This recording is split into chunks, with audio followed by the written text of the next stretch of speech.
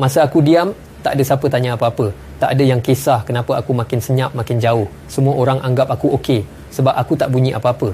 Tapi hakikatnya, aku diam sebab aku penat. Penat jadi kuat sorang-sorang. Penat jadi tempat sandar semua orang. Tapi bila aku goyah, tak ada sesiapa pun yang bertanya. Apatah lagi nak hulurkan tangan.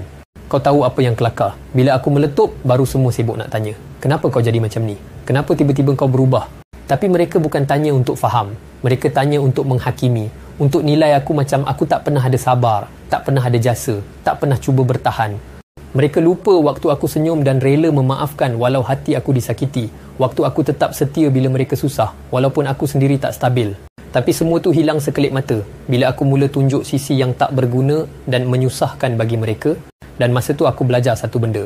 Orang tak berkawan dengan kau sebab siapa kau. Mereka berkawan sebab kau bawa manfaat. Bila kau berhenti jadi berguna, kau akan dibuang macam sampah. Jadi jangan tanya kenapa aku meletup. Tanya kenapa kau tak pernah kisah masa aku masih cuba tersenyum. Ha ha ha ha ha ha ha.